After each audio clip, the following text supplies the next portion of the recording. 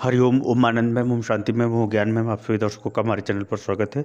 आज हम लोग बीएड थर्ड सेमेस्टर के अंतर्गत पाठ्यचर्या में लिंग की भूमिका यानी पाठ्यचर्या छिपी पाठ्यचर्या के अंतर्गत स्त्री पुरुष का क्या व्यवहार होता है, वो चाहे शिक्षक के रूप में हो या कोई अन्य क्रियाकलापों के दृष्टिकोण से हो, किस तरह से व्यवहार होता है, किस तरह से कार्य होता है, किस तरह से व्यवहारिक गतिविधियाँ अपनाई जाती है, उसी सब को हम लोग वीडियो के अंतर्गत समझने का प्रयास करेंगे। छिपी पाठ्यचर्या किसे कहते हैं? जैसे अध्यापक विषय को पढ़ाता है, विषय से संबंधित सहगामी क्रिया, प्रयोगात्मक कार्य, प्रोजेक्ट कार्य, ये सब कार्य होता है सहगामी क्रिया। इसके साथ साथ अध्यापक जो है विषय वस्तु को रुचिपूर्ण बनाने के लिए, पाठ्य सहगामी क्रियाओं को प्रभावशाली बनाने के लिए जो अन्य क्रियाकलाप अपनाता है, जैसे विषय वस्तु को समझाने में सामाजिक परिप्रेक्ष्य, सामाजिक उदाहरण देना, किसी घटना का वर्णन करना, अनुभव से जोड़ के बताना, बालकों की योग्यता क्षमता के अनुसार उदाहरण या वहाँ से पढ़ा करके उस स्तर को समझाने का प्रयास करना, या अन्य कोई कार्य वो अपनाता हो अध्यापक, जिसके अंतर्गत वो मनोरंजन भी हो सकता है, प्रशिक्षण भी हो सकता है, या वह सामाजिक कोई घटना भी हो सकती है जिसको वह बता करके शिक्षण को भी प्रभावशाली बनाता है और पाठ्य सहगामी क्रियाओं के लिए भी बालकों के अंदर रुचि, व्यवहार, क्रियाकलाप इत्यादि भी उत्पन्न करते हुए सिखाने का प्रयास करता है। तो जो अन्य क्रियाएं करता है, जिन क्रियाओं के माध्यम से पाठ्य सहगामी क्रिया, विषय वस्तु अत्यंत प्रभावशाली होती है, उसी को हम क्या कहते हैं? छिपी पाठ्यचर्या कहते हैं। संक्षेप में कहा जाए तो छिपी पाठ्यचर्या वह है जो विषय वस्तु और पाठ्य सहगामी क्रियाओं को प्रभावशाली, व्यवस्थित एवं अधिगम योग्य या ग्राह्य योग्य बनाने की क्षमताओं को हम लोग क्या कहते हैं? छिपी पाठ्यचर्या। इसका अर्थ बताया जा चुका है, प्लीज़ आप प्लेलिस्ट में जाइए, वहाँ से उसको डिटेल में पढ़िए। और एक ही चीज़ को बार बार पढ़ाएंगे तो कैसे होगा। पहला इसमें है कैसे भूमिका पाठ्यचर्या के अंतर्गत, छिपी पाठ्यचर्या के अंतर्गत कैसी भूमिका अदा करता है एक शिक्षक। पहला है सभ्यता एवं स्वरूप। जैसे छिपी पाठ्यचर्या के अंतर्गत अध्यापक दो प्रकार का व्यवहार अपनाता है। लड़कियां हैं तो लड़कियों के अनुसार वेशभूषा, बोली, भाषा, मैनर, उसको भी सिखाने का प्रयास करता है। लड़का है तो लड़कों के अनुसार वेशभूषा, बोली, भाषा, स्वरूप, व्यवहार इत्यादि को भी सिखाने का प्रयास करता है। तो एक तो यह भूमिका मिलती है जो लिंगी विभेद के आधार पर उसे करना ही पड़ता है। लड़कियों का स्वरूप का मापदंड अलग है, लड़कों के स्वरूप का मापदंड अलग है। समानता की बात की जाती है परंतु योग्यता और कार्य के लिए की जाती है, न कि स्वरूप के लिए, क्योंकि स्वरूप तो प्रकृति से ही विभेद है। इसीलिए इन दोनों के लिए जैसे एक दूसरे का सम्मान देना चाहिए, लेकिन सम्मान का जो लहजा है वह बोली भाषा प्रकृति से ही विभिन्नता होने कारण से मधुरता और कठोरता दोनों अपना अपना स्थान रखती हैं। दोनों जैसे जितनी ही मधुर और मीठी बोली स्त्री की शोभा बढ़ा देगी, जितनी ही सख्त और सही बोली, सही कार्य के लिए बोली पुरुष का होगा, वो उसका शोभा बढ़ा देता है। आगे चलते हैं। दूसरा, सहगामी क्रिया का चुनाव। जैसे हम बात करें कोई विषय है, जैसे उसमें प्रोजेक्ट का कार्य करना पड़ता है, मतलब प्रोजेक्ट का मतलब फील्ड वर्क ज़्यादा करना पड़ता है, तो निश्चित रूप से शिक्षक यही सोचेगा कि जो फील्ड वर्क का कार्य है उस विषय के अंतर्गत ज़्यादातर लड़के लिए तो ज़्यादा अच्छा है, क्योंकि लड़कियों के लिए उनका देख रेख, सुरक्षा, सम्मान, व्यवस्था, आना जाना इत्यादि कार्यों के लिए थोड़ी कठिनाई होती है। इसलिए पाठ्य सहगामी क्रियाओं के चुनाव में भी यानी प्रयोगात्मक कार्य या खेलकूद संबंधी कार्य या प्रशिक्षण संबंधी कार्य, उसमें लड़के लड़कियों की योग्यता, क्षमता, रुचि, व्यवस्था, सुरक्षा, ये सब भी ध्यान में रख करके किया जाता है। जैसे लड़कियों को पाठ्य सहगामी क्रियाओं में तो उनका सुरक्षा, देखरेख, साधन, आने जाने इत्यादि सुविधाओं को देखना पड़ता है। लड़कों का है तो लड़कों को कहीं भी आप भेज सकते हैं प्रतिस्पर्धात्मक कार्य, प्रयोगात्मक कार्य इत्यादि के लिए। तो ये सब बातों को ध्यान में रखते हुए भी अध्यापक क्या करता है? भेदभाव छिपी पाठ्यचर्या के अंतर्गत करना ही पड़ता है। आगे है विषय वस्तु का चुनाव। जैसे हम लोग कितना हो लड़का अगर कमज़ोर है पढ़ने में तो गृह विज्ञान नहीं पढ़ेगा, भले ही पढ़ाई छूट जाए।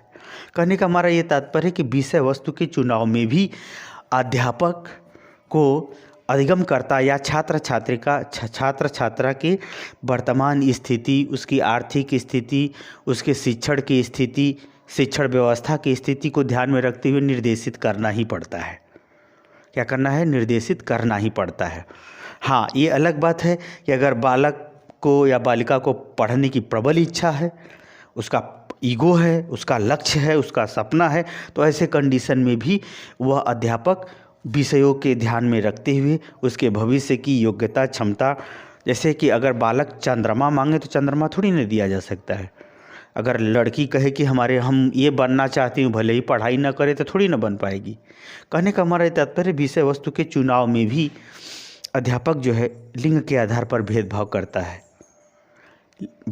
करता है और वह उचित भी है, लेकिन ऐसा नहीं उचित है कि वह धारणा बना ले, ऐसा नहीं करना चाहिए। जैसे लड़की को भले ही कुछ ना आए तो कम से कम गृह विज्ञान, समाजशास्त्र तो आना ही चाहिए, क्योंकि उससे दोनों का उसका पाला पड़ेगा। पुरुष को अगर कुछ भी ना आए, लड़के को अगर कुछ भी ना आए, तो कम से कम समाजशास्त्र, अर्थशास्त्र या ये कहे कि व्यवहारिक जो आवश्यकता है उससे संबंधित विषय वस्तु को पढ़ना ही चाहिए।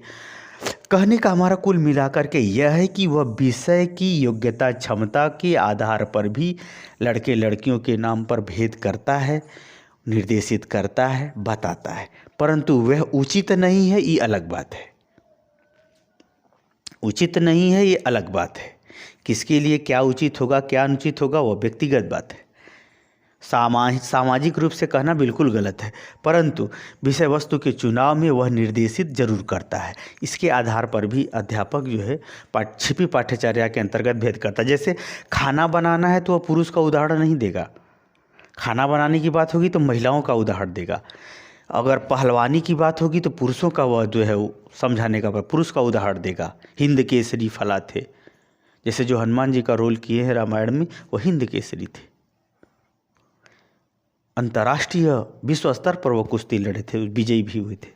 कहने का हमारा ये तात्पर्य है कि विषय वस्तु के चुनाव में भी, विषय वस्तु की जानकारी देने के संदर्भ में भी, विषय वस्तु के उदाहरण देने के संदर्भ में भी अध्यापक स्त्री पुरुष के आधार पर भेदभाव करता हुआ या अलग करता हुआ अपने ज्ञान और व्यवहार को प्रदर्शित करता है। आगे है चौथा, छिपी पाठ्यचर्या के अंतर्गत सतर्कता और सावधानी। जैसे लड़कियों के साथ चाहे वो विद्यालय हो या फिर घर हो, उनके सम्मान, शारीरिक सुरक्षा इत्यादि को ध्यान में रखते हुए व्यवहारिक गतिविधियों में उनको सतर्कता और सावधानी दोनों को वह निर्देशित करता रहता है अच्छा अध्यापक। उसी तरह से लड़कों को भी वो निर्देशित करता रहता है कि लड़कियों के चक्कर में पड़े तो पढ़ाई चौपट। कहने का हमारा ये तात्पर्य है कि सतर्कता और सावधानी दोनों का अलग अलग दृष्टिकोण से अपनाया जाता है। एक लड़के के लिए कैरियर, दूसरे लड़की के लिए मान सम्मान। यानी इसी तरह से बहुत सारी घटनाएं, बहुत सारी क्रियाएं, बहुत सारी गतिविधियां हैं जिसके आधार पर अध्यापक या अध्यापिका लड़के लड़कियों के हिसाब से सतर्क और सावधानियों पर बल देता रहता है। इस हिसाब से भी छिपी पाठ्यचर्या के अंतर्गत भेदभाव या लिंगीय भूमिका यानी स्त्री पुरुष के लिए अलग अलग कार्य को लिए निर्देशित किया जाता है। अगला है दृष्टांत। जैसे अध्यापक अगर लड़कियों की बात कर रहा है तो अच्छी महिलाओं का वो उदाहरण देगा, पुरुषों की बात कर रहा है तो पुरुषों का उदाहरण देगा। दृष्टांत यानी वह दृश्य या वह उदाहरण या वह घटना प्रस्तुत करते हुए उनको निर्देशित करेगा, सावधान करेगा। जैसे अगर महिलाओं में महावीरों की बात की जाए तो रानी लक्ष्मीबाई आधुनिक समय में, आधुनिक इतिहास के संदर्भ में देखा जाए। उसी तरह से और भी इतिहास में राजा रानी बहुत से हुए, बहुत से रानियों ने शासन किया है। पति के अभाव में